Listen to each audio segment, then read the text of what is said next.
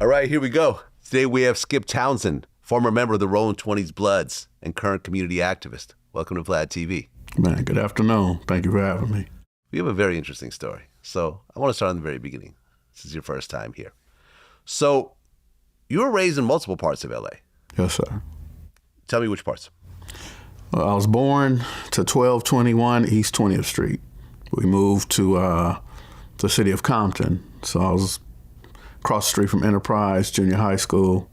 Attended first grade at St. Albert the Great. Used to play at Campanella Park. Before they had the apartments there, it was a bunch of swamps. Me and my brother would catch tadpoles and frogs, bring them home in a little red wagon, put them in the bathtub. Mama come home, beat the dog shit out of us for fucking up the bathtub. We moved to 50th and Western, played Little League Baseball, Van Ness Park, a couple of years. So I met a lot of people in that area. Then we moved to 1973. The beginning of 74, we moved to 66 and Dinker. That's where I met what now we know as the A-Trays, but back then they were just little kids, Opie, Cody Scott, a few other people that's kind of well known, but yeah, we were just kids back then. And that's when the gangbanging really started and we could see it. My mother bought another house. It was bigger, but it was in the 60s. So I lived at 6137 South Crenshaw. Big 2-story house. It was a beautiful house, but I couldn't come outside. You know. Now, your dad would come by just a couple times a year. Not really. My dad, he lived Sycamore, what we call the jungles. It's on the other side of the jungles, the houses. So he had a beautiful home. He would come by to pick up me and my brother. Okay. A couple of times a year, maybe 2-3 times a year. Right. Yeah. So you guys weren't super close because of that. Right. It was like punishment. Okay. So you're primarily raised by your mom. Yes. How many kids? It was 3 of us, but growing up, it was 2 of us. My little brother came, I was already 13. Ah, okay. Okay. Right, it's a big age gap. Yeah. Same parents, different parents? No, he has a different father. Okay. Was his dad around? Yeah, his dad was around. Okay. So, but essentially, single mom with her oldest son having, his dad around every so often. Did you say you guys were struggling? Oh, definitely it was a struggle. It was definitely a struggle, but that wasn't the oldest. That was my younger brother. Yeah. His dad was around. Yeah, that's what I meant. Oh, Yeah, okay. okay, So, you said the younger brother. Okay, got it. Yeah, I mixed it up. Okay, got it. So you're moving around and you're going into these gang territories, but you're not gang affiliated as a kid. No. What was that like during that time? This was like the 70s? Yeah, so I lived in Compton in 68. We moved to Western Avenue. It was, I don't know, maybe, 72. It was a big old earthquake. So I can't forget that. So 72, we had moved over there and then moved into the gang neighborhood was on 66 and Dinker, and that was 74. So it was, before that, it was just being a kid, but moving over into 66 and Dinker, it was gladiator school. It was fighting every day, Couldn't walk past 69th Street at all without fighting. Well, you would see some of these legendary gangster figures around as a kid. Yes. Like Tookie Williams. Yes. What was Tookie like during that time? He was like, he probably looked at my back because as soon as we saw him coming, we was gone. Really? This dude was humongous. Yeah. He was humongous. And he was huge, known. yeah. Very huge. Really muscular. Yeah. In fact, I think when they gave him the needles kept breaking. Right. When he was executed ultimately. Right, I heard that. Yeah. And he was looked so up big and said, muscular, y'all don't know what y'all doing. Yeah, is that what I heard? That's what he said. Right. Yeah. Okay. But was he actually putting in work during that time or he was just around the neighborhood chilling? I knew he was going over a girl's house. There's a girl lived on 67, one of my friend's sisters, and he would go around there to see her. So regardless of what we were doing, playing football on the street or whatever, they say Tookie's coming, we gone. Everybody just runs. Yeah, huh? we gone. Okay. At least my friends. There were other people that would stay and, talk to him, be in awe. But me and my friends like, nah, we out here. Okay. And Monster Cody was around during this time as well. Yes. Yeah, I actually read his book. Mm-hmm. I read his book and also the book that was written primarily about him as well by that one journalist. Okay. And that was sort of my introduction because I was living in the Bay. You saw the movie Colors and so forth earlier, but that was the first time you actually got to read about Crips and Bloods because where I live, there was no such thing, right, in Northern California. And he had a hell of a reputation. Yes. Right. He was an A-Tray gangster. Yes. And he got his name from when he was 13 years old. He beat a man's face so badly that they couldn't even figure out what the man looked like. And they gave him the nickname Monster, which ended up sticking. Yeah. I don't know if he was 13, though, but yeah. He said he was 13. Okay. Yeah, I saw some interviews. Okay. Okay. What was his reputation like? Back in the days, his reputation was straight foolishness. He was he was a bully. You know, I mean, I just said we couldn't walk past 69th Street. There was a corner house, and the corner house, him and his friends, his little brother, would sit at the porch, and they see us coming down the street. I mean, it's automatic fight. There's no conversation. We all know each other by name. We know each other by sight. It's just a fight. Okay. And it's not gang related. We're not gang banging. It's just little kids. And he said, oh, there they go. Come on, let's get them. Huh. That type of thing, you know? Okay. Because when he got older, I mean, the stories are insane. I remember seeing an interview where I guess him and some of his guys chopped up a guy and like brought his arm back. Yeah. I guess they dumped the body in front of Jefferson High School. Okay. They actually said that there was a woman who was talking about the story. They said she said the guy's name was Jay Blake. Right. Yeah, I don't know Jay Blake. Yeah. And by that time, I didn't become friends, so we knew each other growing up. But I wasn't a part of that type of behavior, and I don't believe he was doing that at 13. No, I don't mean at 13 yet. This happened later on. Yeah, this happened probably after he got shot, after high school, after the war. The war started in 1979, so I believe he became that. He was Cody Scott. He became that monster after the war. Yeah, I mean, they asked how many people he's killed, and he said he doesn't know. Too many to count. Right. And I believe it. Right. I absolutely believe it.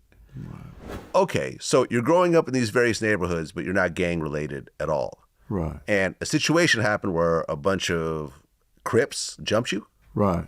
What happened? So that was like 1980. Walking home from a football game late at night, I had on a red jacket. And at that point, it didn't matter.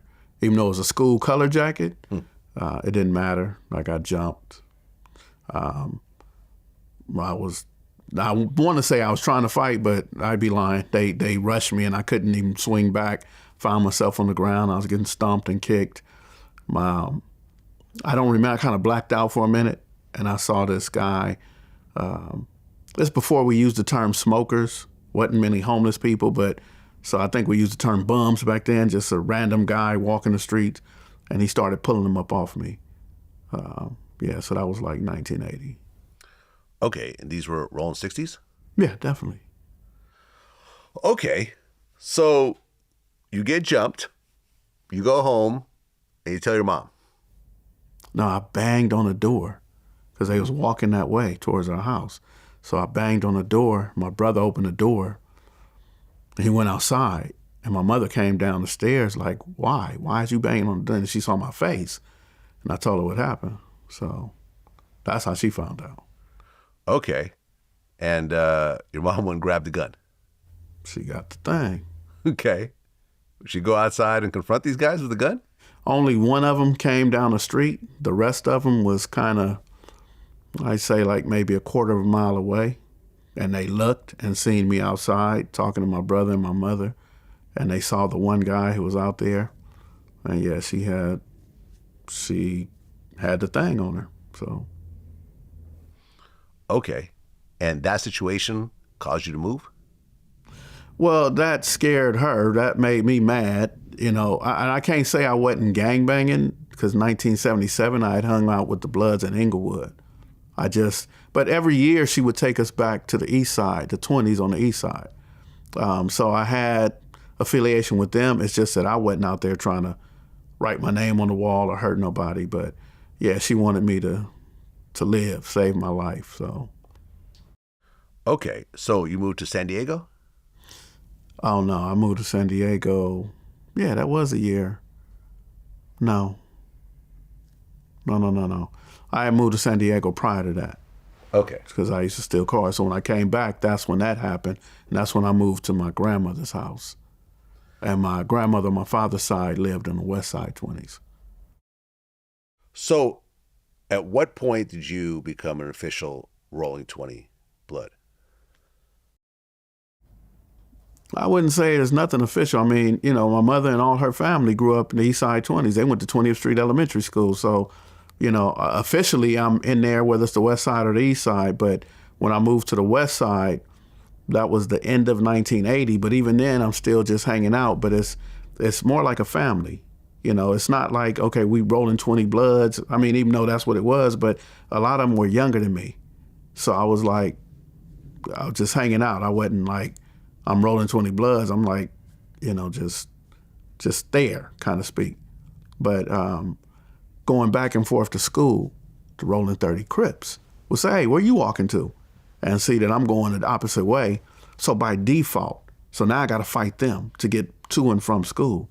Just like on the other side, I had to fight the 60s to get to and from school. So by default, I'm a blood. It's not like anybody from 20s or Inglewood family or Piru beat me up and said, you're one of us. Okay, so you never got jumped in? It wasn't like that back then. All you got to do is fight the Crips and you're one of us.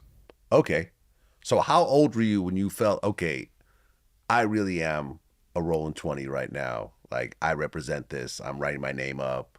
Their enemies are my enemies. Because at that time, the 20s had a long list of enemies. Oh, definitely. Schoolyards, West Boulevard Crips, Rolling 30s Crips, Rolling 40s Crips, Mid-City Stoners, 18th Street. Mid-City Stoners wasn't the enemies back then. No?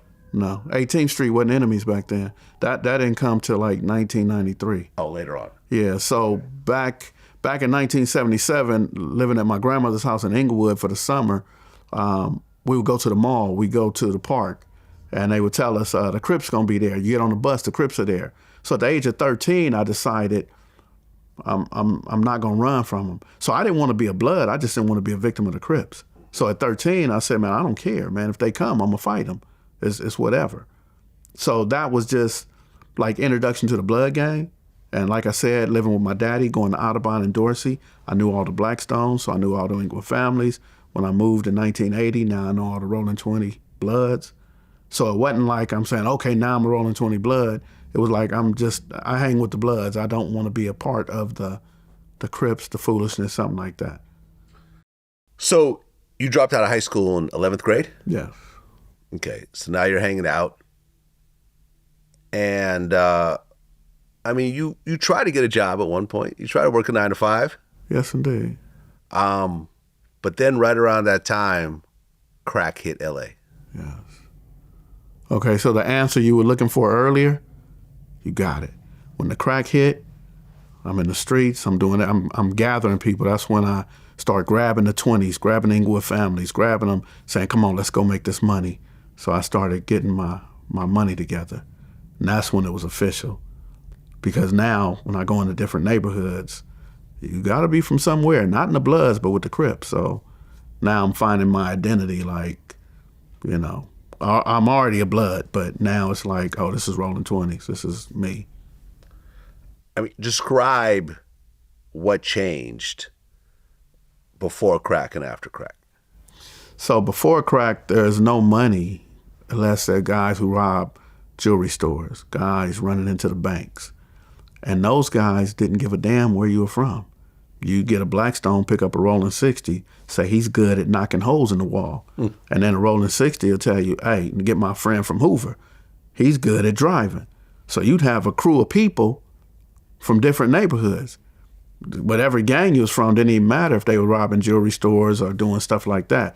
But when crack came in, people started getting territorial.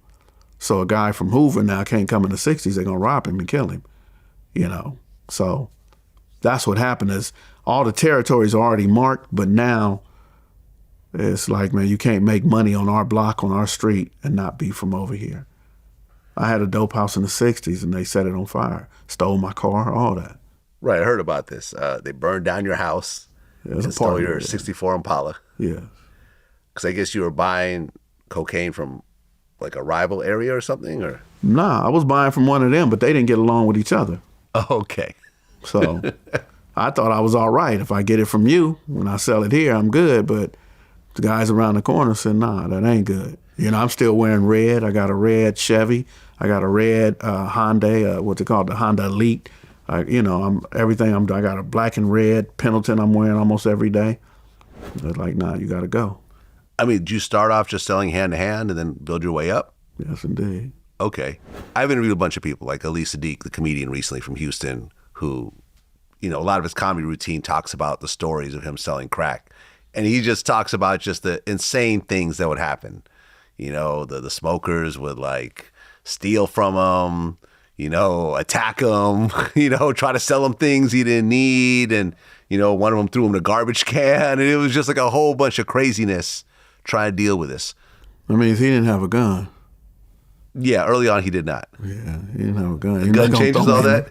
Yeah, that changed. You're not going to throw me in the garbage.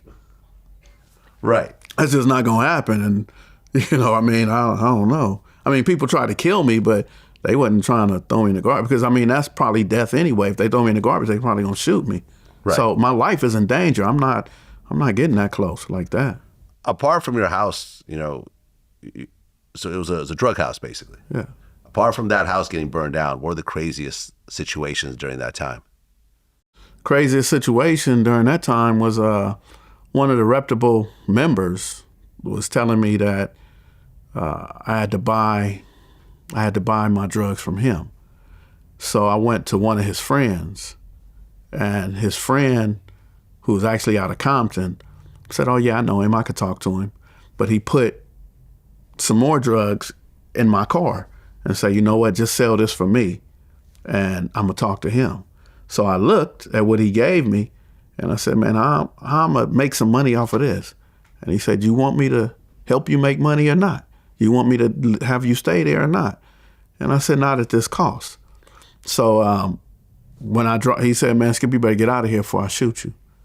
And so he's a killer. I said, "All right, let me drive." But then I drove off and realized I still had his stuff. So I gave it to somebody who was a mutual friend. And we went back to the house, and I waited outside.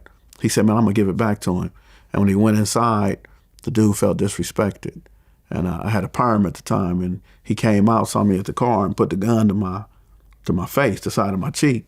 He said, "Man, get out the car. I'm going to kill you right here." And he's killed people before, so I said, "All right, let me get out." Well, it wasn't no fight. He grabbed me by my hair and hit me with a 9mm a whole bunch of times. And at that moment, I thought I was going to die. There was some guys who are comedians. No matter where we go, they telling jokes. And I could see the tears in their eye. As I'm sitting there getting beat, I'm looking, and one of them said, "Man, he going to kill Skipp." That was probably one of the worst things, you know, but I was able to get out of that. So that was probably one of the most craziest things that happened to me. Yeah. And it wasn't not long after that they ended up burning the house down anyway. Now, you'd been getting shot at for years up to this point. Well, I've been shooting back too. Okay. Did you actually get shot? Not during that point. I didn't get shot till 1998, and I got skinned. It was, I want to say, friendly fire. It wasn't. Ain't nobody catch me. It was somebody behind me. Well, at one point, you started going outside of L.A. to move drugs, and you ended up in Las Vegas. Yes, sir. And things went bad out there. Yes. What happened? I didn't even know who I was at the time. I gathered Crips and Bloods, took them out to Vegas, have them working. One of the Crip guys got hooked on drugs. And he got arrested a couple times. And what we did is we put him on a bus and we sent him back. He's supposed to go back to Inglewood. And instead, he got off the bus and he made a deal with the police. Police contacted the feds. They started watching. We came out and they made a major bust. It was a major bust for them back in 1986.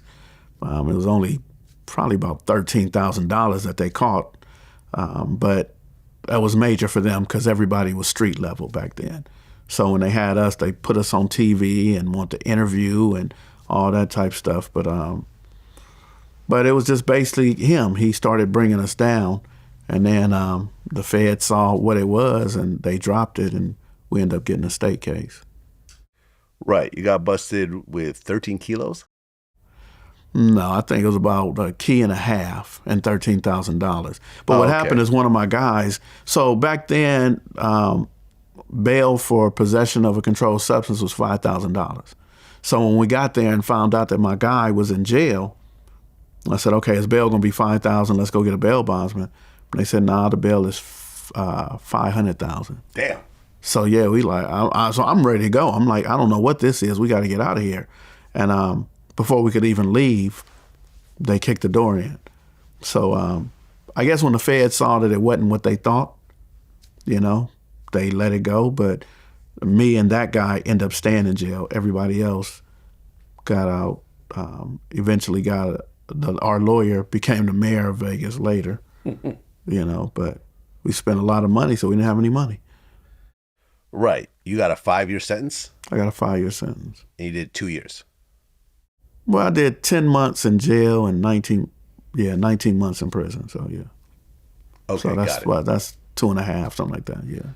Right. Was that your first time getting locked up? Mm-mm. I was going back, and it was my first time going to prison. Right. You've been going to juvie and everything. I went to juvenile hall twice, but then I was going back and forth to jail. I was always in jail in L.A. County Jail. Okay, just charges and stuff? That was my home, yeah. I was just, they call it wino time. I go and get a county lid. I got to stay for 8 months, 20 days. All right, go get a violation, I have to stay 6 months. I was always in jail, but. But this is your first time in prison? Yeah. In Nevada? In Nevada. What was that like? There was a guy came out of the Nickerson Gardens who had killed one of the locals. So it was kind of a L.A., Vegas kind of tension already going. And the guy who got killed, his cousin, came in there when I was in the what they call the reception center.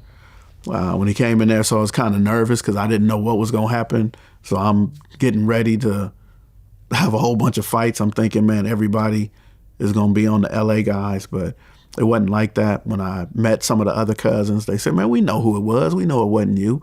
And it was cool. I was accepted by a lot of the older cats. So, it was only a small group that didn't like me because I was a blood. But other than that, it was, I don't want to say it was cool, because of course it ain't cool. It was jail. Yeah, it's prison. Yeah, I wanted to go home. So, right. Yeah. Okay, so you get out in 88. Yeah. Now, you said something interesting in one of your interviews. You said, when I came home in 88, it was actually scary. I thought to myself, I'm definitely going to die this year. I just knew it. I couldn't go a week without being shot at. The first day I got home from prison, I got shot at. It was the second day. Okay. It was the second day. So when I came home that first day, I was itching to get back outside. And when I got outside, I'm outside of a liquor store, and a car pulls up, a little small 4-door car, and a bunch of fat dudes in the car. So when I walk up to the car, I'm thinking, I still got that dope dealer mentality, like, man, how much y'all want? I'm thinking they probably a $40, $50 deal about to happen. And when I got up to the car, they said, what that schoolyard crip like? I said, oh my God. And I just took off running. All I could hear is the shots behind me. So I ran inside the liquor store and hopped over the counter. Okay. And were there other shootings right afterwards? Yeah, it was shootings every day. Every day? Every day. Every day there was shootings. 1988, there was shootings. I mean, you're 62 years old right now. I will be in November. Okay. 61 years old. 61. When you look at that time as a 61-year-old, why did you stay in that neighborhood? You're literally risking your life. And bullets don't have a name to them. People get shot not intended by strays and so forth. And I'm sure by that time you had a lot of friends who died violently. Yes. Why stay in that area? I stay in the area because that's the area I'm most comfortable in. So for me, it's like, maybe look at a fish tank. If you take the fish out, put it in fresh water, fish gonna die. They need a portion of that, what they're used to. So I need that, what I'm used to. So I don't have to stay in that area, but any area I move to, if I move into the jungles, if I move into Inglewood, it's the same. It's the same people. You know, we would go to each other's neighborhoods as Bloods. You can go anywhere. So no matter where I'm gonna be around the same people. So it's the comfortability, you know, getting comfortable. You know, I don't know if you do it, but some people buy pillows. This one too soft. Get another one. That one's too hard. So I keep looking, but I want what's comfortable. And when I get what's comfortable, that's it.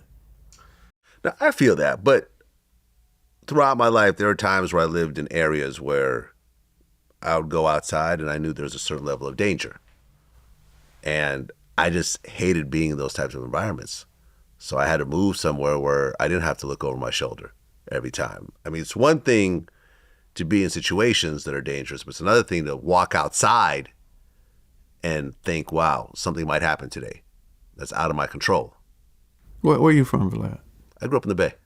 All right. But there are times, for example, I used to live in Brooklyn, like in Flatbush, Brooklyn, which was, you know, Church and East 18th was a rough area.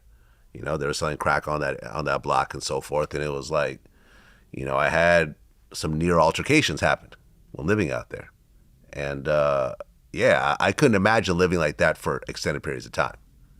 So for me, it's not like, so if you look at back in LA, the 1970s, white people moved out of South LA, like 72, 74, there's too many blacks. Fair Housing Act, all the black families coming on the other side of the freeway now.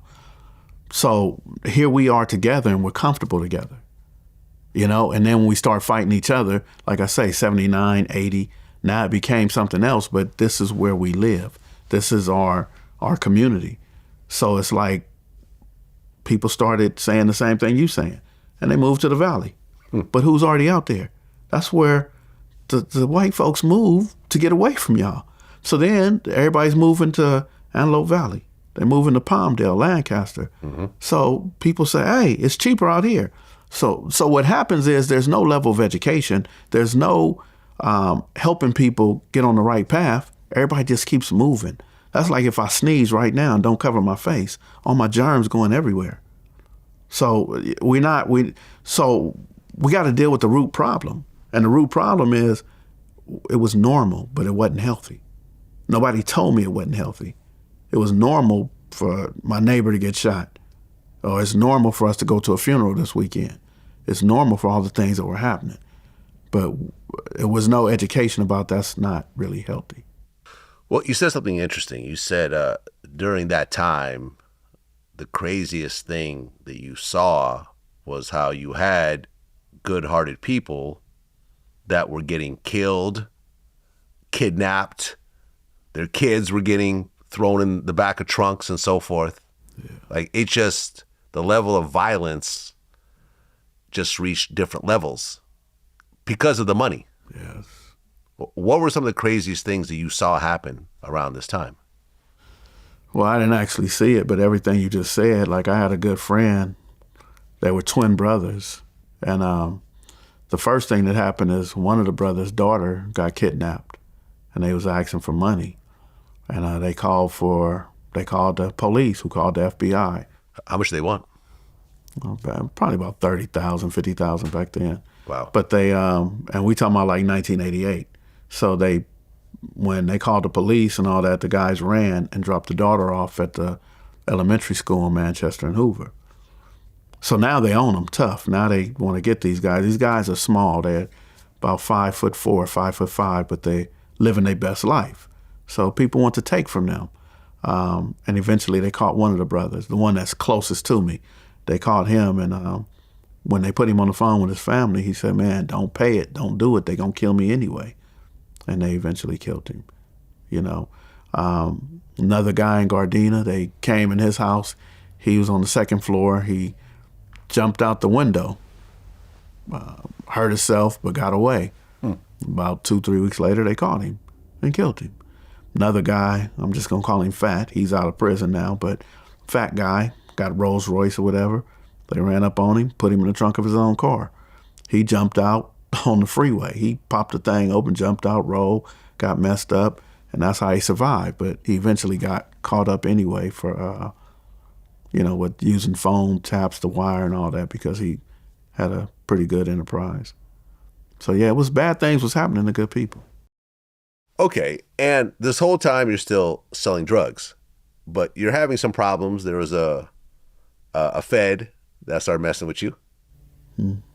Guy from Memphis. Oh yeah. So that's 88. That's 88. Yeah. Right around that time. Yeah. And that made you want to kind of step away from the drug game? Yeah, he started taking money from me. And yeah, I was about to go to prison, messing around in Memphis, and I called myself being smart, but I don't know what was wrong with him. He would see me and just get excited, like he got me. But I'd make sure I don't have nothing on me, so yeah.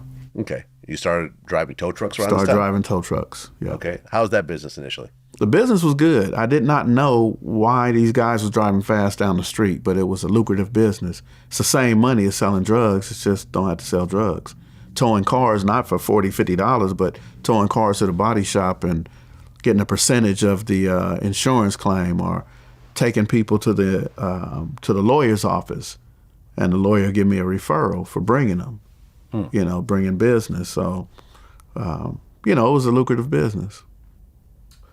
Well, right around 91, Death Row Records was founded. Yes. Did you know Suge Knight at all? I knew Ron and Don Knight, his cousins. We played football at Watts together. So I had heard of Suge, but I didn't actually know him in 1991, no. Okay. And you had mentioned that Suge actually had a good relationship with Crips, despite being a Pyru himself. So what type of stuff was he doing with the Crips around that time? No, around 1991, it wasn't like he was doing anything. He was playing, he had just finished playing football, and, he knew a lot of people coming from UNLV, and he knew people in Compton. So he wasn't one that, some people can't leave their neighborhood. Suge wasn't one of them guys. He can go to anybody's neighborhood. Right. But Death Row Records started to build up like crazy. Mm-hmm. The label became the biggest label in the industry, essentially. Dr. Dre, Snoop Dogg, Dog Pound. And, Suge started to recruit a lot of the Pyrus to sort of be part of the Death Row security. Were you close to any of the Pyrus at all, or were the Bloods kind of separate from the Pyrus? I never quite understood. So the Bloods and Pyrus the same. Because they're all Bloods, technically, right? It's all Bloods. We all go to the same blood module in the LA County Jail. We all share soups together. And if the Bloods is hanging out in the Pyru Park and the Crips come shooting, they not telling the Bloods to leave. We just want when the police come, they not say we're only here to arrest Pyrus. They arresting us both. The thing is, what is your location? How do I identify you? And when you tell me you're a Pyru, okay, tell me what block you come from. That's how I know where you come from. Just what part of town. It used to be East Side and West Side, but now some people be on Elm Lane, or some people say, well, I'm in LA, I'm on Denver Lane, or so we was all the same. No real separation, no different. Now, what did you think when Death Row started to build up and this whole Pyru thing started getting put into the world? And you saw this kind of organization that you've never quite seen in hip hop before. Yeah, so for me, the organization of Death Row was like, it was, I was living vicariously through them. I was like, oh shit, we good, we own, and even, I think other than Ice Cube, Snoop had this flow that was like, whoa, so, yeah. Now he's including Long Beach and, so that's what I was saying, the Crips and the Pyrus together. Now, I know the Pyrus who was a part of Death Row. Okay. Did you know Mob James, for example? I didn't know Mob James, but I knew his brother. I know Buntrial. I knew Heron. Yeah. Rest in peace. Rest in peace to Buntry, man. Yeah, the both of them, Heron too. Oh, and Heron as well, yeah. We were all in the module in 88, I think it was. And things happened. We'd fight each other, things like that. So I already knew who they were. I already knew the extent of who they were. But when I saw what they were doing, it was like motivation for me and everybody else. I think, man, it's time we can get on. The doors is opening, that type of thing. Well, you personally knew Orlando Anderson. Yes. What was he like? He was wild, but when he came to my attention, he was young and wild, and his cousin cut my hair. There's a young lady living in Compton, and I was putting my life together after I got out of prison, and she was like, "Man, you need to talk to Orlando for me." And I said, "Well, I just seen him at the club. We was at the Paradise. It was a Thursday night club, and I said, man, he was in the crowd with his people." So I was telling her, "Don't have me go over there to talk to him, and he got all his people around, and he could blow me off. We don't have that relationship." So she called me to the barbershop and told me to come up there and talk to him. So that's how I met him. But even though he didn't blow me off, he showed me respect. But he wasn't hearing what I was saying. He didn't want to hear that. Yeah, look, everyone I interviewed who knew Orlando, they all said the same thing, that this guy was with it. Yeah. He knew who he was, and he knew what he wanted to do. Right. I interviewed some of the Compton cops, that worked, Compton during that time. They said how he was being investigated for multiple murders and so forth. He managed to beat them. But yeah, he was a gangster. Yeah. That was established. Yeah. Well, then in 1996, Tupac and Death Row were in Las Vegas. Orlando was there with Keefe D and a couple other guys. They get spotted. Well, Orlando gets spotted in the MGM. He gets jumped. Then a chain of events happen, which ultimately leads to Tupac getting killed in Las Vegas. What was the first phone call you got in terms of this? Or did you just hear it on the radio like the rest of us? I can't remember the first phone call I got, but I do remember my thoughts.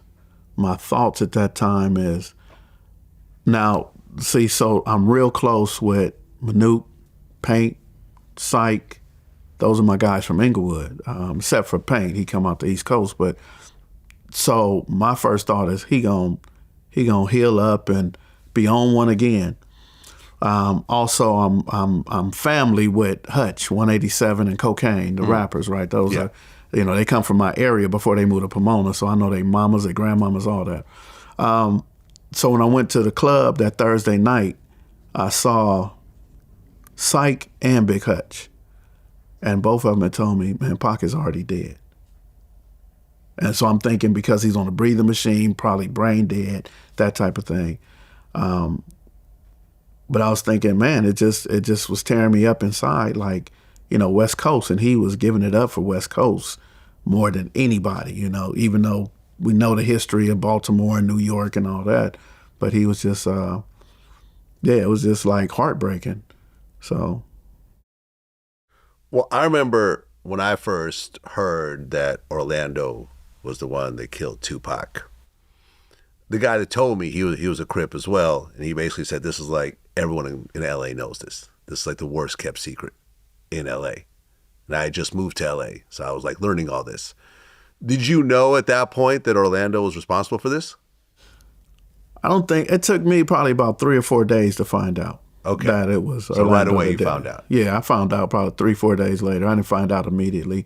But within those 3 or 4 days, I did know that the war had started in Compton. Exactly. So that's what I did know, is that all Pyrus, or the East Side Pyrus, and South Side Compton was into it deep.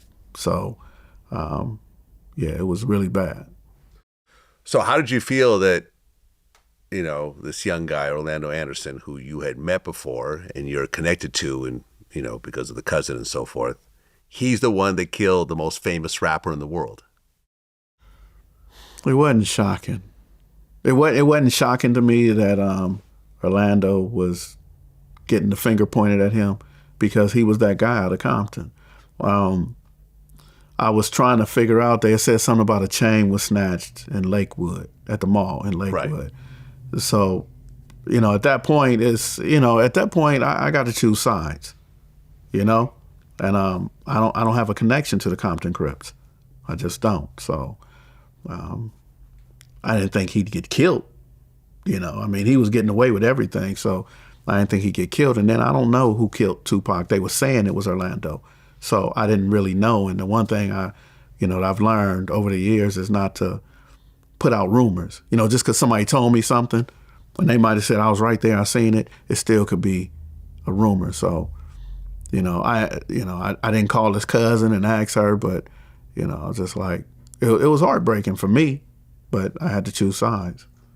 How'd you feel years later when Orlando's uncle, Keefe D, ended up confessing to the whole situation? And then he ended up doing his first real interview with Vlad TV where he kind of explained it from beginning to end. Honestly, Vlad, I thought he was an idiot. If you want to, when I saw that and he's talking about that, I'm like, what kind of dude don't understand that that's a homicide? If I'm in the car, if I say I saw it, whatever I did, it's not what society looks at. So, and then from the street level, it looked at like, man, you telling, even though the dude is dead, you telling on a dead dude. So I really didn't, I think I watched maybe one or two. I don't know how many you did several, but I only watched one or two interviews and I said, man, this ain't good. I don't want to see that. Well, before I did the interview, he had actually written a book that was already on Amazon. Yeah, and the same thing you're doing now. So you was reading. I was reading through the book as I'm doing the interview. So the points that I'm making are points that he had already written down. Yeah. And, publicly released. And then, 5 years later, he was arrested for the murder, and now he's sitting in jail waiting. Fighting for his life. As he's walking down the hallway and stuff, people attacking him, just like, what's his name, Tory Lanez got hit the other day. So it's like, yeah, I would never put myself in a situation like that. I wish really, and I don't even know him, I don't know Keefe D, but I wish he would have not said anything. Well, I mean, now that he's going through his case, we, got some paperwork that he submitted himself. He actually cooperated in like 98 as well, even before those Greg Kading recordings. Oh, okay. He had said that Suge was running a drug empire. He blamed Reggie Wright Jr. For killing Biggie. And, that there's all types of murders he was putting on people and so forth. So there's a lot of cooperation before that as well. Well, I can't speak on him then. If that's what he do, that's what he do. 1998, you get arrested for attempted murder. Yeah. And you were facing 2 life sentences. And 6 years, yeah. Why 2 life sentences? There was 2 people. There was a guy who said he was selling drugs, the young lady with him, and they said that because it was inside of a dwelling, that's a burglary. They said if I enter into a building, any building, with the intent to commit a crime, it's a burglary. So the young lady thought I was shooting at her, but the guy said, man, I'm selling drugs. I know Skip, he didn't do it. So I got an acquittal on her and a hung jury on him. Well, look, at the end of the day, most people will think, hey, if I'm charged for a murder and I didn't do it, I'm just going to walk away. But in the back of your mind, you're thinking, I know people that are in jail for murder who didn't do it as well. Right. It's really not based on the truth. Right. It's based on your defense, witnesses, and the jury and the judge, and what type of lawyer you have and so forth. So how scared are you facing 2 life sentences and you're, 35 at the time? Yeah. I mean, it's difficult. It is horrible. By that time, I had probably 8 children by that time, and I'm sitting here thinking, man, I ain't gonna see my kids. I don't know what's gonna happen. So, and then the county jail, LA County Jail is probably the worst place in the world to be. So I've been in jail in other places. There's nothing like LA County Jail. It's the nastiest, living with rats and roaches, and then living with people who act like rats and roaches. So, yeah, it was real scary. Okay, so did both of these situations go to court? Yeah, I went to trial. So you went to trial on both of them? Yeah, they didn't. They were lumped together. Okay, so it was one court case. It's just one court case. Okay, with 2 different charges, with a murder charge. No, attempted murder and attempted murder. Okay, 2 attempted murders. Yeah. Okay, That's interesting how you'd get life for attempted murder if the person actually lived. Yeah. That's interesting. Yeah. Is it because of all the priors and everything? No, that's just the way the California law is. Wow. It doesn't matter if this is your first time ever. Okay. But you weren't even there. I wasn't there. So you're going into the court case. How do you think you won these two cases? I know how I won the case because the dude who got shot, actually, he was, I forgot what prison he was in, but he had a job driving the warden around. And they called him and said, hey, we caught the guy that shot you. We pulled him to court, and he said he didn't want to go. So the DA bought him nice clothes and stuff, but he was in jail with me. So, I looked at his wristband when we was getting onto the bus, and I said, man, your name is on my case. Wait. So you're going to trial with the main witness is actually in jail with you? Man, we chained together. And I looked at his name and Does I said, that seem like a man, breakdown of the legal system? Oh, yeah. And if I was, think about it, because let's just say, was somebody else, he's supposed to get hit. Right, because think about it, right? Let's just say you were the one that actually did the attempted murder. You're here with the main witness. You get rid of him and you walk free, right? Or something. Well, I'd have to do the murder for him. You have to do the murder for him. Well, I guess you kind of screwed either way. But at least when you have access to it, so you can get someone else to, let's say, kill him. Say, hey, it wasn't my fault. I was just here when it happened, and now there's no witness. So why would they put you in the vicinity of that person? Because that's what they do. They put us together to get us to, they Don King, man. They set up the fights. That's the emperors back in the Colosseum days when they put the lions in there with the Romans or whatever. That's just how they do. That's what LA County Jail is like. But because we were two intelligent individuals and I seen his name, I said, man, you on my case. And he said, that's you? And I said, yeah. He said, man, I heard of you. I don't know you. He said, I never seen you before. And I said, exactly. So I said, where you at? And he told me what module he was in. I said, my guys are the trustee. I said, man, I'm going to send you all the candies, Zuzus, and Wham Whams. He had nice hair, right? Like he put some kind of grease in his hair. I said, man, you want me to order that grease for you and send it your way? I'm going to shoot it down the tier, whatever. I said, hey, look, man. And then I'm, one of the guys from the Blood. So you got any problems with the Bloods, let me know. And he said, man, I ain't got no problem, man. You ain't got to give me nothing. He said, I'm going to tell the truth. So that's why I went home, because they bought him these nice clothes. He took his shirt off in court. And the prosecutor was saying, no, sit down. He said, no, I want to show him. And he showed his wristband because they bought him a long sleeve shirt. So it looked like he came from the streets. He said, I'm in prison. I got a job working for the warden. I want to go back to my cell in prison. I don't want to lose my job. But still, two people during the jury said, nah, they believe he's lying and believed I was lying.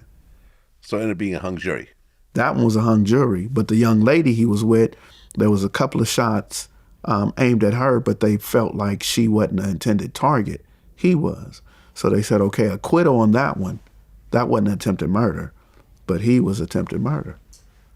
Well, with a hung jury, the DA could retry you. Oh, they were going to. What happened? They offered me 12 years, and I said, where do I sign? And even though I know I didn't do it, I was like, man, I'm not about to do 40 to life. You signed a plea deal. I was about to. And my lawyer told me, wait. But he said, let me talk to some people. Let me see what I could do. And when I went back to the jail, in the module I was in, everybody said, man, you stupid. Why you didn't take the 12 years? And I was like, my lawyer told me not to. They said, but you going to be the one in here doing life. Your lawyer ain't going to do life. You should have took the 12 years. So I felt really stupid. But when I went back to court, the DA's supervisor came and told the judge, man, I apologize. I should have read through the cases. I don't want to retry this. This don't even make sense. So, that was it. So you walked away. I still had to go back and stay for another 3-4 months. But yeah, I'm not going to penitentiary do life. Okay. Yeah. Did you ever find out who actually did the shooting? I don't look for stuff like that. Don't look for stuff like that. I just want the door to open. When the door opened, that was it. It ain't me. So, Okay. yeah, I'm through with that one. All right. So you had to do a few more months, and now you get out. And around 99, you start working for 310 Motors. Yes. And you were a tow truck driver for a bunch of celebrities. Yes. Denzel Washington, Yes. Floyd Mayweather, Yes. Master P, Oh, definitely. Yeah. Baby and Slim, Yeah. and BMF. So basically, you would pick up BMF cars when they would get, what, towed by the police or what? No. So with that, so there was Meech and there was Big Man. So whenever Big Man was in LA, so I would just move the cars, go get the rims, put on it or whatever. I would do stuff like that for him. I would, sometimes something happened to a car, I go get it. Whatever the issue was with the car, I just go pick it up and take it to get service, whatever the service was. But once I had to take a truck, it was Christmas too, I had to take a truck to Detroit. This is before Meech had the ankle bracelet on. So I had to go out there, take a car. Then there was a couple of times when I had to go on the side of the road where the vans would get stuck wherever. So I ain't asked no questions. I don't want to know what's in it. I just go pick it up and bring it to get service. That was it. That was the extent of it. I remember going to Vegas, taking the expensive cars. They didn't want to drive them, but they wanted to drive them around Vegas. So I would tow the car to Vegas. And then they'd fly out there. When they get there, their cars, I'd take it to get detailed and take it to the hotel wherever they were staying. I mean, any drama around this time or everything was smooth? Drama was with them. I never had any drama. Sometimes they argue and fight with each other. But my job is to back up and say, you guys done? You finished? Okay. Can I get the keys to the car now? Can I go? But yeah, that was it. Okay. Well, by around 2005, you started getting involved in some community programs. Yeah. Like Jim Brown's American. Yeah. And Unity One. Yeah. So you actually got to hang out with Jim Brown? Oh, definitely. We played chess together and all Yeah. that. Yeah. Yeah, my friend Michael Jai White, the actor. That's He'd be around too. Yeah, exactly. Yeah, he said that was like his father figure, basically. Yeah, so Michael Jai White would be there. He can't swim. We'd be at the pool around us. Wait, Michael can't swim? He can't swim with a leg. He beat everybody up around the pool, though. He could whoop everybody, but he can't swim, though. All you got to do is push him in the pool and you win. Yeah, that's how you win the fight. Yeah. I never do this. I'm going to give him a hard time. I actually spoke to him earlier today. What was it about Jim Brown that he could bring these various gang members together who had real issues and get them to sit down with each other? Because that's what he was doing during that time, right? Yeah, so I think it was 1988 when he got frustrated. The year I said I thought I was going to die was the year that he saw so many deaths. And he started bringing some reputable people. One of them, my mentor, T. Rogers. He brought T. Rogers in and a few others out of Watts and said, what can we do? So that's when they created the American curriculum. And my other mentor, Darren Bo Taylor, was, just running the streets, getting everybody together. But Bo Taylor had a wild dream of just putting a bunch of Crips in the van, taking them to a blood neighborhood and saying, y'all gonna be friends, Okay. And that was just his whole plan. There was nothing deeper than that. So what Jim Brown bought was the curriculum and said, why don't you guys go into the schools, go into the jails, go into the prison. So Jim Brown was really like the egg and the cake of bringing everybody together. Plus, because of who he is and the people he knew, he was able to bring people together. Like Ron Brown, the football player who was the fastest guy in 1984, the track star, he would bring, and Michael Jai White, Ving Rhames, the singer James Ingram, Pete Carroll came. There was a whole bunch of people that would come. So now everybody want to be involved. Everybody want to be a part of it. And I thought Bo was crazy. I used to run from Bo. But when I worked for 310 Motoring, sometimes they would tell me to take cars to the celebrity softball games that Bo would give. So I really got to see, what was going on. Well, then you started your own program called Second Call. Yes. And you actually organized sit-downs with gang rivals. Yeah. Would things ever go left during these sit-downs? Never left. So there's never been no fights or shooting at the sit-downs, but what would happen is doing it the right way is I can't put both teams together, both cliques together at the same time. It's what we call shuttle diplomacy, where I gotta say, hey, what can I do to make this stop? And they tell me, and I go back to the other neighborhood and say, hey, is it possible to do these things to make this stop? And if they say no, I'd ask them, well, what does it take for me to make them? So I had to do that a couple of times before we put them together. And how often would they actually shake hands and agree at the end of the day? Not often, but what happened is it's different with the politics with the Cholo culture. The Chicano culture and the black culture are totally different. Chicano has to answer to somebody. So when I did anything with the Chicano culture, it's because I got that phone call. Because somebody called and said, hey, they gonna sit down, Skipp. So they couldn't tell me no. They got to show up. One guy, I didn't like him. He didn't like me. He said, man, you Skipp? I'm like, yeah. He said, I don't want to do this. He said, well, they making me do it. And after that, after we spent about 3-4 months together, we became good friends. But he wasn't with peace, and he told me that. He said, I want to gangbang. I want to shoot your people. I want to hurt them. I want to do this. He said, but they making me be friends. And we came together, and there was about 3 meetings with the neighborhood that's on the east side. They met with each other about 3 times, 4 times. They went in the back and they fought. Guys said, man, they killed my brother. Another dude said, man, they shot me. So they would cry, they would fight, and then eventually they came together. So that's what it takes for a black neighborhood. But for the Chicano neighborhood, ain't no crying, ain't no fighting. You're going to do it because somebody told you to do it. Why do you think you don't see that type of structure in black gangs that you see in Mexican gangs? Because blacks really don't have gangs. It's a bunch of kids. Think about Raymond Washington. How old was he? Like 14, 15? How old was A.C. Moses, King Baba Louie? He was younger than Raymond Washington, hanging out on the east side with the Crips before he went home to Piru Street and told Puddin' and Tam and Lil Vince Owens, man, they coming. So whatever Raymond Washington was, you figure A.C. Baba Louie was two years younger. So these is kids. So there was never a structure. It was more so they want to emulate. If you think about the names, I just told you Baba Louie. Do you remember the Jungle Book? Yeah. That's where he got his name from, Baba Louie. The monkey? Yeah, he was big. I don't know if he was a monkey, a gorilla, whatever he was. Something like but that, yeah. And then you look at Tookie. That's a childhood nickname.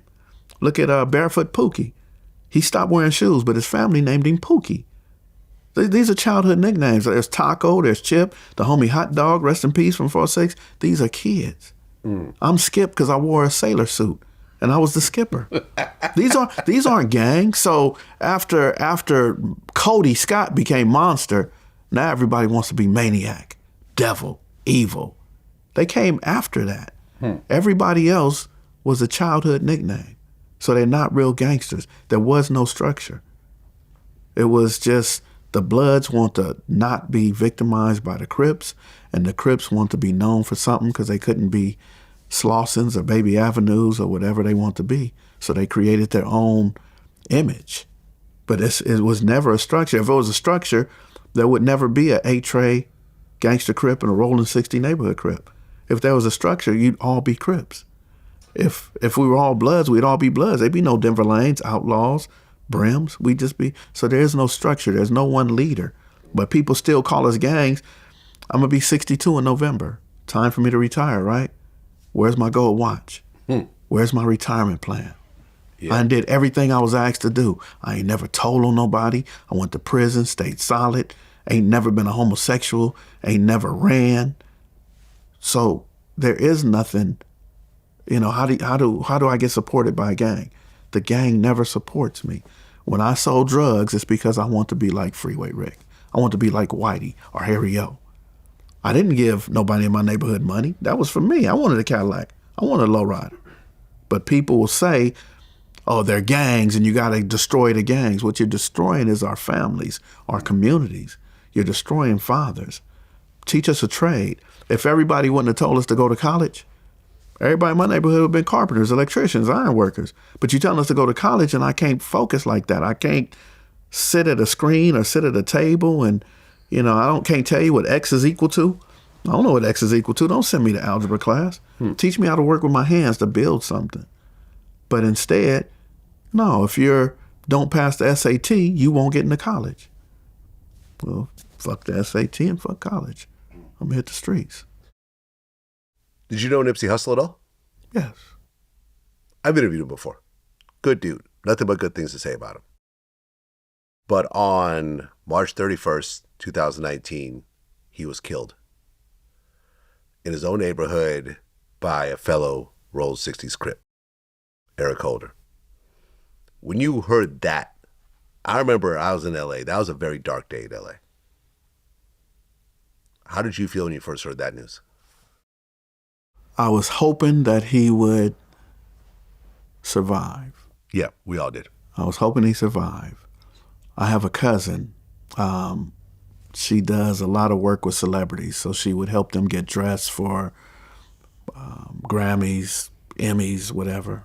And we were at our family house, and she told me, she said, "Oh, they just shot Nipsey," or whatever, and she'd start crying. I said, "Nah."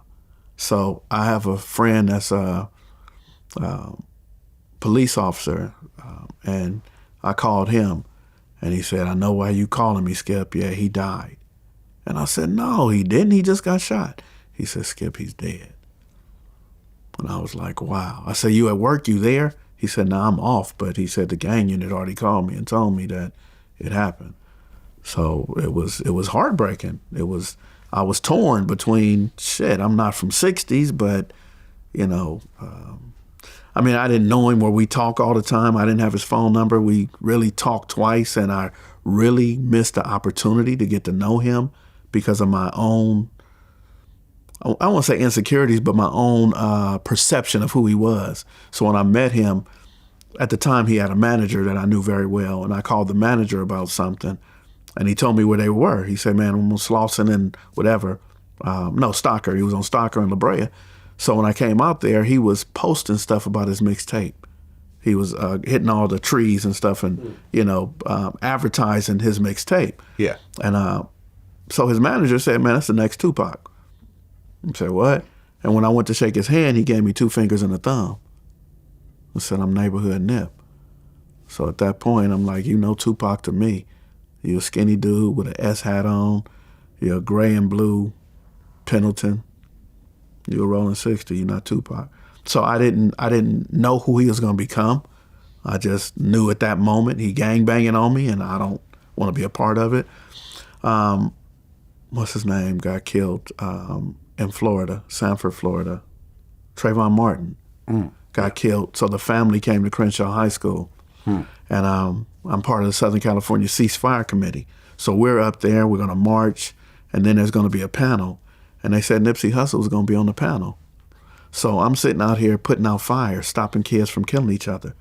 There are mothers whose children been murdered, who didn't get the coverage that Trayvon Martin got. So when I seen Nipsey again, we spoke, shook hands, but I didn't stop to talk to him. He wasn't the famous Nipsey Hussle to me. Now he's making music, making moves, so people want him because he's from that area. Mm-hmm. And I just felt a certain kind of way. I felt like he's not out here with us in the middle of the night when the mothers are crying because their kids get killed. He's not out here with us when I'm asking somebody to sit down, put their gun down, and they saying, "No, I'm gonna get revenge," and I'm arguing with him. He wasn't out here boots on the ground with us, so I didn't know that he had a plan of building out the city the way he did and helping his community. So I missed the opportunity because of my own perception of who he was. I remember when I interviewed Freeway Ricky recently, he said he wished that he had a chance to really talk to Nipsey, to really show him how to be rich in the hood, and continue to flourish, because asking a local guy about their snitch paperwork is not something you do when you are Nipsey Hussle and you're way up here and this guy is way down there and you guys know each other. So it's not like you don't know who you're dealing with, but you saw that happen with the worst possible chain of events. You know, they asked about the paperwork. He gets mad. He goes back, gets his gun, and then basically, you know, and I've interviewed Brick Baby, who was a friend of Eric Holder's, and he basically said, from his point of view, Eric, who had been abused a lot of times, beaten up really badly, and so forth, he basically, from his point of view, he felt like they're not going to play with me anymore after this. I'm just tired of people messing with me. And this is going to be the final time that's going to happen. Yeah. Yeah, I wish I would have had conversations with him too. I don't know if I'd have had those conversations, but I know the stuff that he was building out, empowering his community, those are the type of things that I would talk about. I don't know about Eric Holder or whatever, but I would have had deeper conversations about his plans, his goals or whatever. And I think just like Freeway Rick, I think I missed the opportunity too to really get close to Nip. I mean, how serious is an accusation like that? So let's just say you're in your 30s or something, late 20s, and I walk up to you and say, hey, I heard you got some snitch paperwork. Yeah, I have to do something. I have to hit you in your mouth. I just have to. That's the rules, huh? That's the rules. I got to hit you in your mouth. I got to fight you. And, you know, I mean, that's just how it is. I mean, there's people get shot all the time. So there's certain things. I've had arguments now, you say at 30, but I've had arguments at 57, 58 years old where I just don't like this guy. He don't like me. And I'm in his neighborhood and he's like, what you got this old rat bastard for? And I said, wait, what'd you just say? He said, well, you know good. He said, I can't say you a rat, but you know. Okay, well, change it then. Don't say that. You know what I mean? So what does that mean, no good? He don't like me. Because I went after a contract in his area. Okay. I got $85,000. He got none. So, well, you no good. Okay, but no, you said rat. Okay, I'm changing it. You no good. Okay, so now we can argue and fight. But you know, it's not. But rat is life or death. Like I don't know now. I got to change that because back when I went to prison, when I was in jail, the stuff we just talked about, 1998, it was life or death to say that you're a rat. But nowadays they have these different yards where they put them all together. It's like Chuck E. Cheese. Everybody go to Chuck E. Cheese. Chuck E. Cheese. Where all the rats are. All right? the rats are Chuck E. Cheese. All the rats and mice. They're they put them all in one yard, and yeah. Okay, well, after Nipsey was killed, there was a gang truce. And actually a walk. Yes. Big U was involved in that. Yes. You were involved as well? Yes. Okay. Was that the first time the Rollin 60s and the 8 Trays actually got together peacefully? I mean, at that level, yes. It was the first time since 1979. They were friends before 1979. Right. So that was 2019. They came together. It was a blessing. I do have to say there's a guy named Little AD and a girl named Tanya. We call her Fuck Off. She says her name like James Brown. I mean, like James Bond. You ask her name, she says it's off. Fuck off. You know, so I got to give them the credit. They're the ones who called me. They're the ones who called Big U, and we assisted them. So I don't want to say Big U did it, or I don't want to say I did it. They were the ones who put that together, and we just assisted. I mean, being your age and seeing the 60s and the 8 Trays kill each other most of your life, what was it like to actually see that?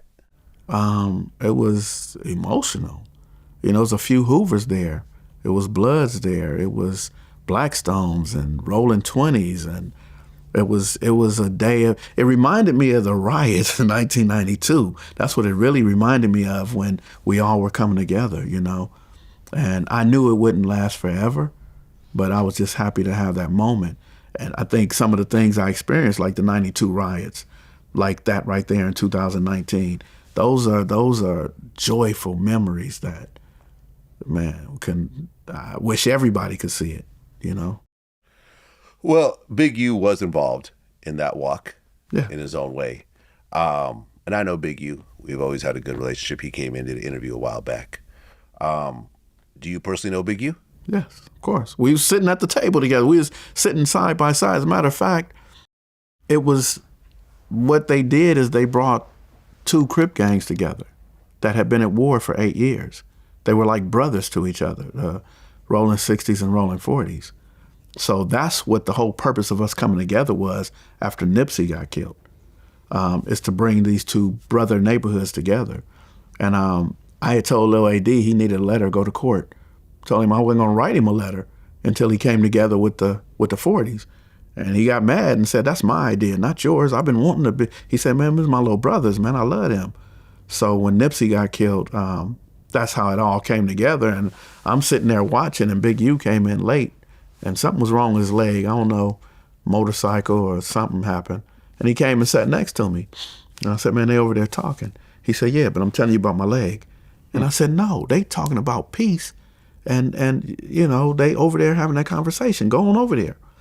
And he said, man, they all right. But look, let me tell you about my leg. And I was trying to figure out, why is you sitting here talking to me about your broken ankle when, and he told me, he said, man, you must not know who AD is. And I said, yeah, I know. But he said, man, they all right. Let them youngsters talk, because they the ones who be arguing and fussing and killing each other anyway.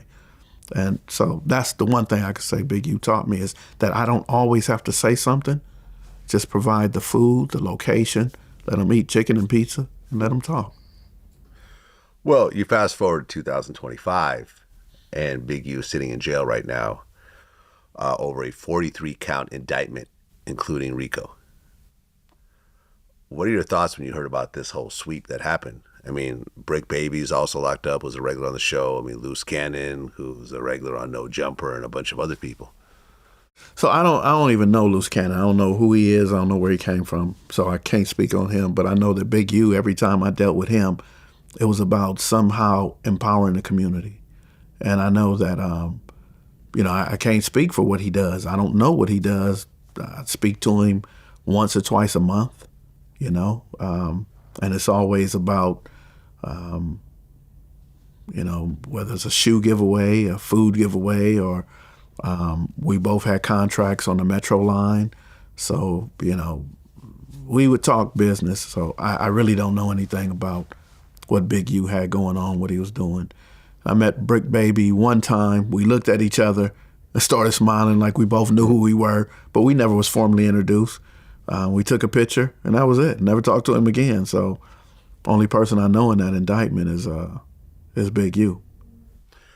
Well, I mean, what's interesting is that you and Big U were somewhat in the same business, right?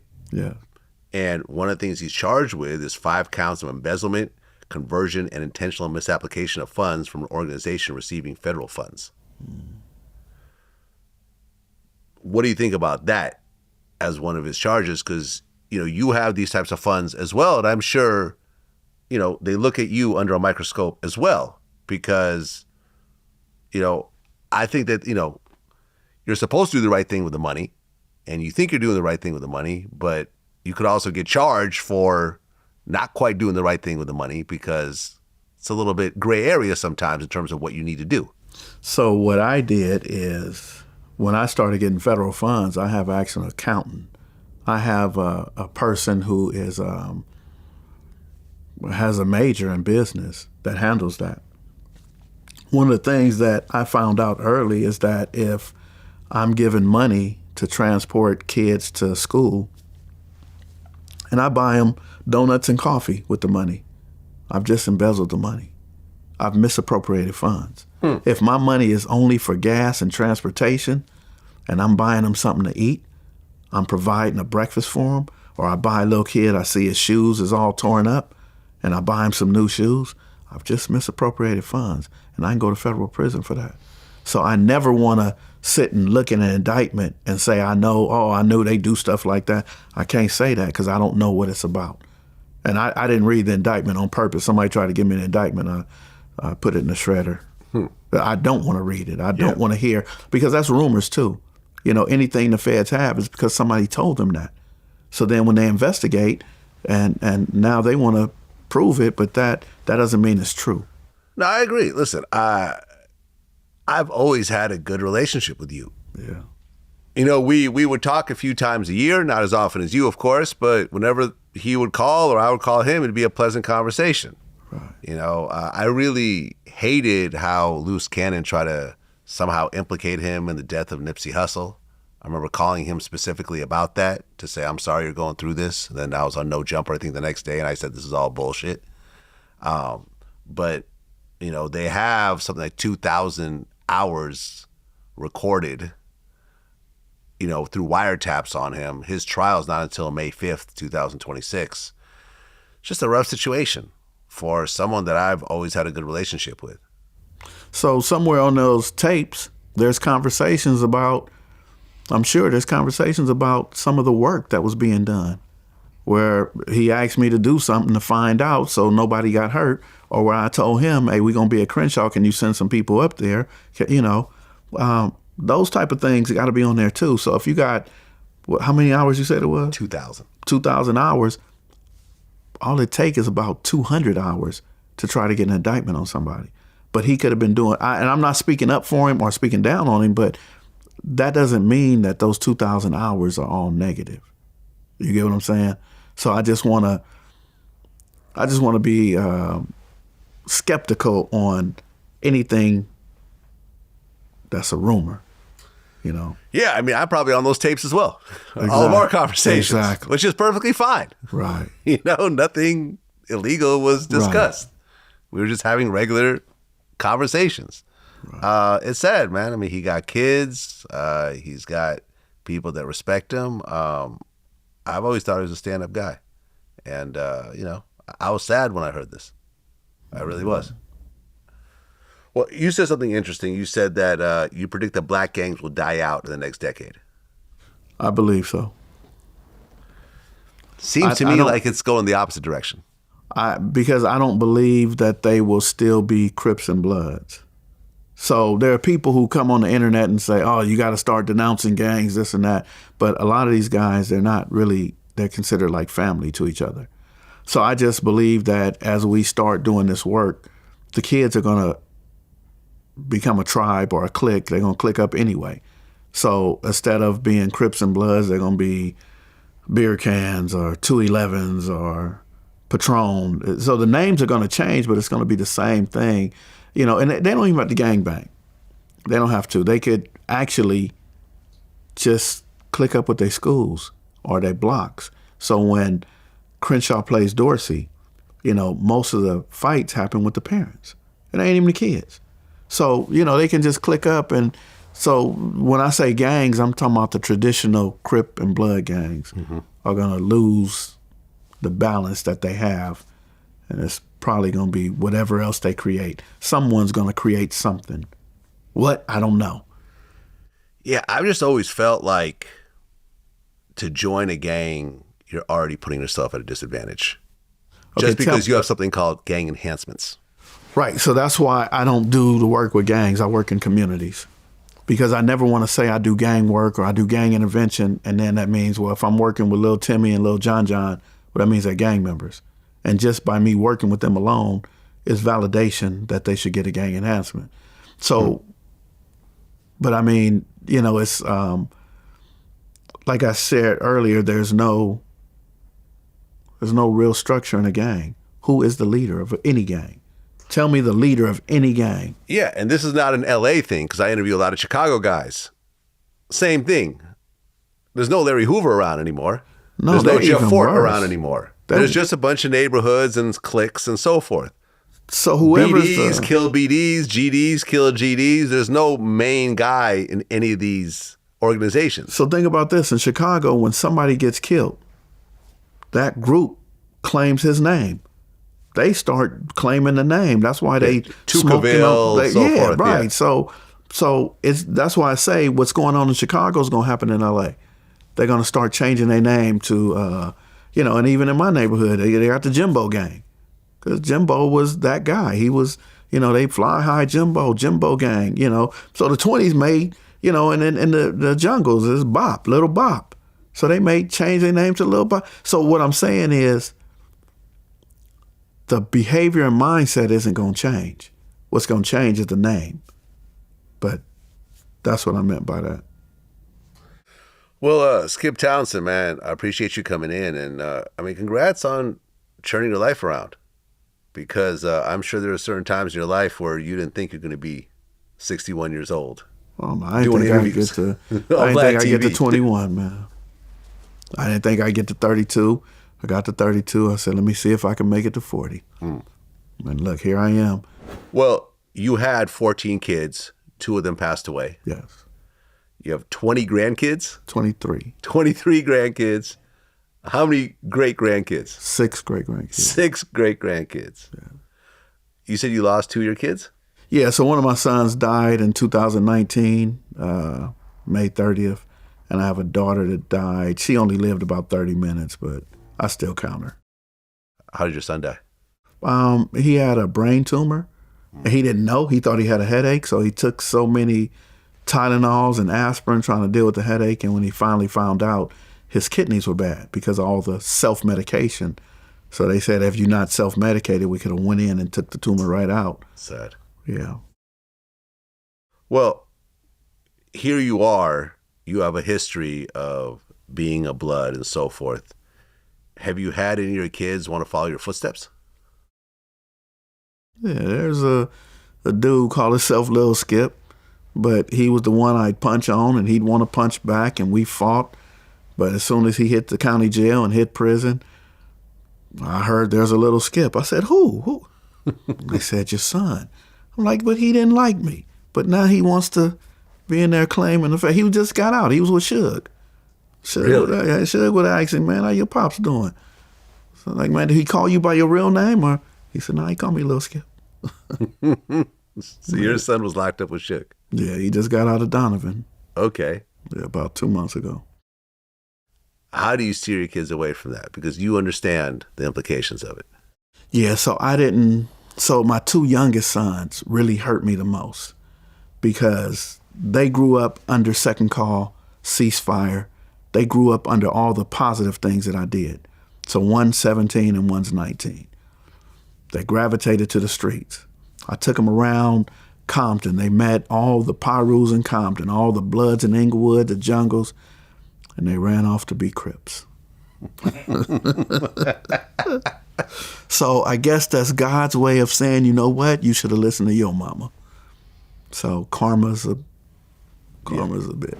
Well, that's what it is, Skipp. Appreciate you coming in, and congrats on the work that you've been doing, man. I'm sure that you could really look at some of the lives that you saved that really could help offset some of the things you did in the past, which I'm sure you're now proud of. Yeah. But a lot of people don't actually get to do the other side of the work. Yes, sir. You know, they could just sit there and regret what they did before, but you actually have put it into action and are actually out here, you know, fixing things, de-escalating things and so forth, and offering people hope. Because, you know, I've always said this, that the criminal system is like a forever punishment situation. Once you get a felony, that's it. It's stuck on your record forever. You go apply for a job, they could legally tell you we don't hire felons. Right. You go apply for an apartment, they could say we don't rent to felons. Perfectly legal. You can't claim racism. You can't claim discrimination. It's perfectly legal, which then puts people coming out of the prison system in a situation where they may have to go back to doing what they were doing before, which ends up sending them back to the prison system before. Right. I really hate the way it works. I feel like if you did your time, you should come out with a clean slate. Right. But unfortunately, it doesn't work that way. It's almost as if they want people to go back again. And sometimes they get it wrong. I shared with you that I did so much time in Indian Springs, Clark County Jail, all that. I was arrested in '88 for a burglary that happened in '87. I was in Nevada, in prison, but they said I did the burglary. So sometimes they get it wrong. I was married to a young lady who did 16 years for a home invasion robbery. She wasn't even there. So sometimes they get it wrong, and we come home and our lives are ruined because of law enforcement or aggressive district attorneys who just want a conviction. So the justice system needs a lot of healing. If I could just say this last thing, I got a friend who wanted to kill everybody in the house, and he admitted it. And one of the guys he wanted to kill was one of his friends, and he wasn't there. So when he got arrested for the murders he did do, they gave the friend as his co-conspirator. When he said, what he doing here? If he'd have been in the house, I would have killed him too. So he got out after doing 36 years, and that guy didn't get out till after doing 41 years. So he wasn't even there. He wasn't there. If he'd have been there, he'd have been dead. So it's situations like that that the justice system is wrong. So I believe we have to look at it from two different angles, the perception that people have on our community members. And I can't just give you a charge because you were there, because we believe you did it or we want to make you do it. But that's how society sees. Just like the young man took his shirt off and showed his wristband. I'm in prison. I know Skipp. Skipp didn't do it. I saw who did it. It wasn't Skipp. Two people still want to find me guilty. I got a 10-2 hung jury. Let me ask you one final question, since this is something that I've discussed a couple times. Are you familiar with the Tay K situation? Who? Tay K was a young kid. He was a rapper. He did a song called "The Race" that became popular because at 16 he was involved in a home invasion robbery where someone got killed. And then he went on the run and wrote a song about it called "The Race." He's running from the cops. And then maybe about 6 months later, he tried to rob a cameraman. He was 17 at the time, ended up killing the cameraman. He got, I think, 50 years for the first murder. He just got convicted for the second murder. He got 80 years for the second murder. He's in his early 20s at this point. Do you think it's fair to give someone who's in their teens that type of time, considering how heinous the crimes are? Or do you feel that even though these awful mistakes were made, that he should still get out at some point and have a chance to live his life and redeem himself? So I believe because of his age that yes, but I believe that the sentencing was right, 50 years, 80 years, especially the 80 years, because he already knew he was in the race. He knew that. There's no reason to kill that cameraman. For me, go to the woods of Louisiana or Arkansas and just live off the land or something, but don't hurt anyone else. So, but here's the thing at the same time, though, because they have family. The two people who were, unalive, they got family. So, they can't come back. So I think that him being in his 20s, when he get about 59, 60 years old, he should be eligible for parole and maybe get it when he's 65. Because after doing about 17 years in prison, 20 years in prison, everybody changed their mind. They're not coming back to hurt nobody else. So I think that his second homicide kind of showed why he should be locked up. Yeah, it's a messed up situation because there's different ways of looking at it. I mean, you could say, listen, he's just a young kid. And at 16 and 17, we all did stupid stuff. Right. I'm in my 50s, you're in your 60s, that we wouldn't even consider doing. But then again, you look at the situation, like these were not his ops. Like these were not his enemies. They weren't shooting at him. These were two defenseless people that died because of robberies. Right. Which is horrible. You don't really want someone in society with that type of mind state that's willing to rob people and kill them in the process. Yeah. But he was still a teenager. So it's a hard question. There's no really good answer for this. Yeah, well, I think in my opinion, that, because of the families and because it was unprovoked, he's a danger.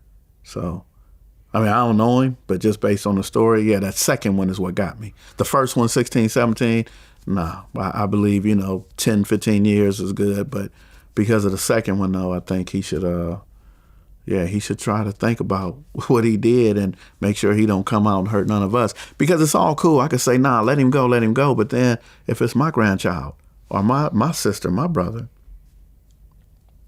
I wouldn't want that. Well, that's what it is. Skipp Townsend, man. Appreciate you coming in. All the best. Thank you. Peace.